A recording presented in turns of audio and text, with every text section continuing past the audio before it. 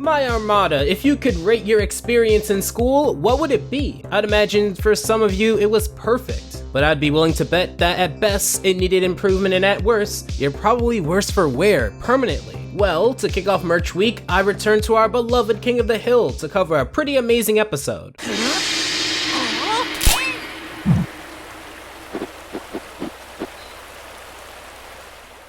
I don't know what, if any, posters are in your room, but if you're a fan of cool pandas, which you'd have to be, then I have the coolest Halloween panda poster that your room needs right now. This amazing poster is only available until the 14th of November. You'd also be buying history, as this is the first limited edition Alpha J poster available. Go to alphaj.show/merch and secure your spot before it's too late. We start off with everyone's favorite character, Peggy Hill, grading tests and not seeming the least bit suspicious, let alone disappointed, that every student has failed the test. You know, they say when all of the students have failed, then the teacher has failed as well. However, she also says something else that's interesting. Their grades are plummeting even faster than I did when I fell out of that airplane. Now, if you don't know, the end of Season 3 of King of the Hill featured a two-part special, with the first part ending the season, and the second part starting the season after. It's a very interesting special, which ends with the cliffhanger of Peggy and Hank skydiving, fearing that they may have outgrown their supposed coolness. Right as the episode comes to a close, we see that Peggy hits the ground without ever opening the parachute due to a malfunction. Unfortunately, she survived. However, that's a really nice way to reference that, as a sorta not really Halloween episode comes right after. Hank tries to advise her to take it easy with their line of work, foreshadowing his future dilemma. However, right before we get to that, we get to reason 11 zillion on why Peggy Hill is incompetent at even the basic level of tasks. Mom? I think you're using the English key to mark the bio tests. Well, yes. Oh, I am not used to teaching so much non-Spanish. Come on, Peggy Hill, rookie mistake. If a little boy stuffing Fruit Loops into his mouth could realize these things, you shouldn't win the award, but we all know what's going to happen. Hank, predicting his own demise, is forced to take off work under the premise of working too hard. Like with SpongeBob, Hank loves his work, to an unconditional and loyal degree. In fact, he takes it a step further by talking about how the last time he took a day off was when Bobby was born, but came in to work extra hours afterwards to make up for it. And what makes this scene amazing, however, is how subtly it lies the clues of what's going on when it comes to outside forces maintaining a level of standard that, if left unsupervised, would just never be. I'm sure Hank does a great job at his work, but I'm also certain that Buck cares way too much about the bottom line to let Hank get in the way of that. As usual, King of the Hill has amazing storytelling. Hank does take it personally. Not working? How could anyone survive in that climate?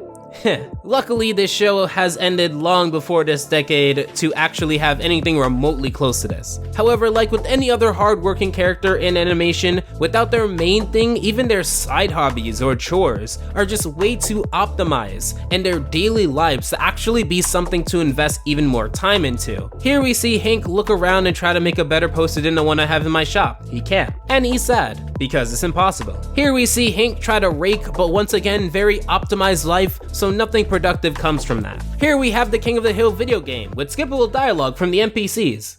Yep.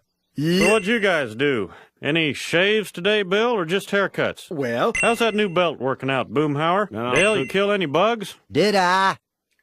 No. Now, the reasons why I love King of the Hill could fit your average meme 24-hour video format. However, to explain this next scene would only make sense to King of the Hill fans, and let me know if you agree. So, next scene. Hank resorts to Dale, going with him on one of his bug extermination jobs, and when offered to use the bidet, under the premise that it takes a very short time exterminating and the rest of the time is Dale's free time to himself in a house alone, that's the last straw for Hank, sitting on someone else's toilet. This is why King of the Hill is unparalleled, because only King of the Hill could make me believe, yes, I would be at the lowest of lows, not on the streets, not dumpster diving, not willingly sitting down to watch Nickelodeon's live action shows, but yes, sitting on another person's toilet and being offered to use a bidet. If there's any reason to love this show, it's because of the atmosphere, period. Now you're wondering, how does any of this get into how the show roasted the American education system? I'm getting there. It's called exposition. With Hank having a lot of free time, he learns about Bobby's favorite class, shop. However, it's for the exact reasons that anyone who isn't Hank would expect. Our regular teacher eloped with the lunch lady, so until the two of them get back from Branson, Principal Moss is having us use shop as a study hall. We don't have to make anything. what? Now, of course, with the free time, we'd have Hank offer to help while there's a vacancy in one of the classes that he could actually be a great help in. Of course, this would be Hank being a substitute, filling in the way that a certain other Hill is already doing so. He's treading on a type of territory that's going to bring out the ugly in an already envious being. Just look at the way this certain other Hill speaks to Luann. I'm a pre-education major. Maybe I could be a substitute teacher. Oh, Luann, honey, I was not laughing at you. I was laughing at the idea. It's amazing what ignorance could have someone feel. Important exposition shot of the school without a T or R, we have Hank and Principal Moss speak. Seeing as they both have known each other since they went to school, they've always had an interesting relationship that I don't believe we've seen too much of. It's always just kind of been there, and to the average viewer, you probably have not given it much thought beyond the surface level. However, the way that Hank speaks to Moss is out of respect but very firm, instilling in him the fact that he's known Moss pre-principal days, and he knows how much he likes shop. However, Moss is also an interesting character by himself. I'm sorry, Hank. The school board will not authorize the funding for a substitute shop teacher. Heck, we can't even afford to fix a dent in the gym floor where Coach had his little fit. You know, I remember a fella in my 8th grade shop class. Pretty handy with a coping saw. Nice guy. His name was Carl Moss. Whatever happened to him? Well, Hank is coming at this with his own biases and values that may be more or less agreeable to you, the viewer, my armada. Principal Moss's character has always been very transparent. He does what he's told by the superintendent or school council. He's rarely had any opinions of his own, and if he does, it's even rarer for it to oppose the school council. His decision making is based on the risk to his job, because he'd like to reply to Hank. He has a family to feed, and he doesn't want to rock the boat. While both characters are flawed, I'd still side with Hank because of his intent, being that he would want to inspire children to see the beauty of shop, whereas Moss is coming at this only from the perspective of preserving his job, which is irrelevant to the purpose of a school, which from my view, I could be wrong, is to educate, to pass knowledge. It's an amazing conversation that seems pretty realistic and rational on both sides. Would most people rock the boat for massive change for the betterment of everyone else? Probably not. They'd want it, but at the expense of their own safety? Not really. All we really need to do is look at an Among Us game to show us that other people will at least think twice before jumping out on the ledge to risk other people's safety. So, should I have the students call me Mr. Hill or Hank? Oh, good Lord. And I thought I dodged a bullet when Luann wanted to teach. Are you comparing me to Luann? Hank, sit down. Like with Luann, Peggy shows with absolutely no misinterpretation that she believes no one can do her job better than her, and she's right. No one can be more incompetent in the city of Arlen at being a substitute teacher than Peggy, and I'll give you $100 US to convince me otherwise. We get to my favorite part of this episode, personally. Son, could you stand up a minute? Cool. Is that a switchblade? No, it's a multi-tool. But it does have a saw. What else does it have? Well, it has a file, a serrated sheep's foot blade, a lanyard ring, you know, the usual. And for our purposes now, a Phillips head. Hank could have spent the entire class time being very pedantic, being pseudo-professional, spouting words that kids probably don't really care much to think about. I firmly believe that there comes a point in every kid's life where they're sitting in class and they think, how would anything that I'm learning right now be any use to me in my day-to-day life? Calculus 2. He shows, and it's with that showing that we see all of the children gather around. Look at all these tools. How do you do it? Oh, that looks cool. Because it's shown how this comes together in their day-to-day life. Obviously, you can't do this with every class every day, but the fact that within 15 minutes, he's already shown the real-world applications, not read through a word problem or textbook, Hank has probably had a bigger impact on these kids than any other teacher of that school year. They show their birdhouses, and it looks more like bird traps, or really bad skateboard ramps. Not even Tony Hawk would ride on some of those ramps. Peggy wants to hear about Hank's day. Actually, hold up, that's a lie. What I meant to say was, Peggy wants to hear about her teaching philosophy she tried to instill on Hank before he taught, and see if it made Hank a better teacher so that she can take credit. Once she found out that he winged it, she reacts like he powerbombed an infant through a glass table onto snakes. However, onto less dark jokes, we get to everyone's favorite type of humor. That's looking good, Bobby. Just remember to clamp your butt joint. Oh, I get it. I'm sorry, Dad. No, it's okay. You're right. Joke's on me. You should use a miter joint here. That will look better. Ah, hell, this episode is already political as is. Hank Hill for president. I may not agree with everything he may think, but he's incredibly too pure. As Hank succeeds, the law of opposite happening means that Peggy must fail, and she does so spectacularly. Anyone who's ever seen those YouTube recommended science videos or just had a really cool science teacher knows about the old drop of flour into liquid nitrogen and then watch it shatter trick. I don't know how Peggy broke the laws of nature, but I do know how she broke the window next to her. Checking in on her lovely husband, she not only corrects him for calling her Peggy in front of a bunch of children who don't even care, but she also finds the one error in judgment that Hank has made so far and makes sure to highlight it to make herself feel better. Even if your argument is out of professionalism that Hank should call Peggy Mrs. Hill in the workplace, she only wants that so that the children will hear the name and most likely vote for her to win the substitute teacher award. She even refers to these students as not students but voters, so the intent is out of the window here. Hank hands Principal Moss the idea of a poster design that he had, and Moss, being a Chad and understanding that my poster is the best, tosses the idea into the trash, offended by the sheer nature of it. Also, I think it had the names of tools that they needed for a school, for shop class or whatever, but I don't know. Once more, Moss shows that he cares more about his personal gain than the student body, which, while understandable, doesn't make him much of a great principal in my eyes. All parents care about these days is zero-tolerance drug policies and literacy. Why can't Johnny read? Why can't Johnny read? God, that gets old. But Carl, shop is the foundation of all learning. And I tell you what, a youngster with a tool in both hands has no hands left to do drugs.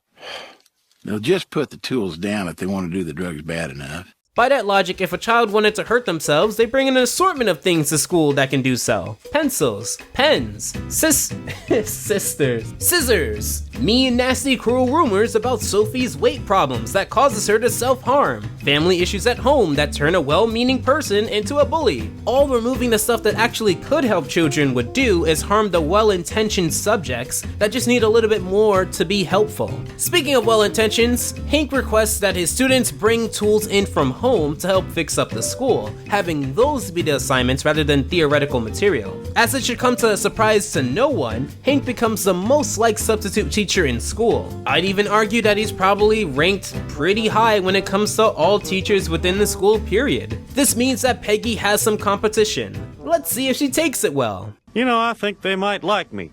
More important, though, I think they might like shop. Well, that's just wonderful, Hank. But remember, just because they're liking it does not mean they are learning it. Hey, Mr. Hill!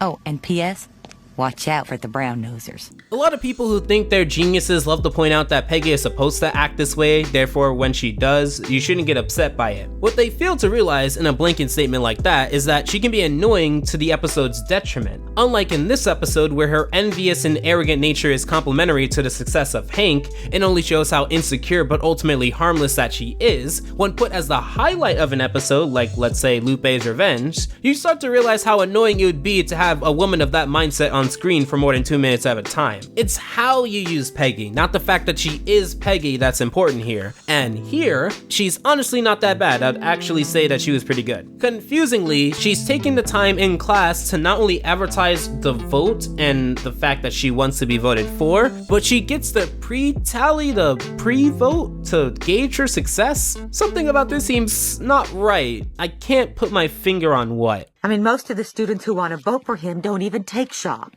Dad has very good buzz. And what is the word on me? I think you're seen as more of an insider. One of them.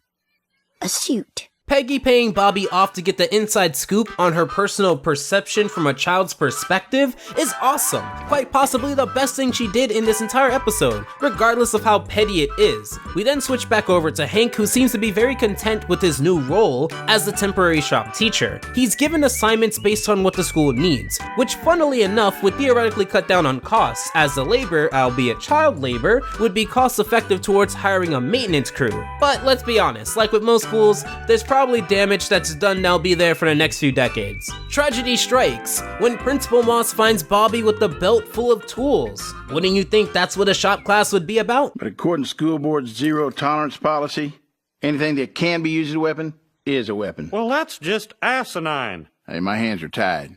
If I showed even a little bit of tolerance, we couldn't call it zero tolerance. Because this is an animation review and not a political debate channel, I'll leave that to the comments section. However, this leads into Hank being suspended and knocked out of the clearly important substitute teacher runnings award. This leaves Peggy to run unopposed as far as I can tell, as far as the votes went.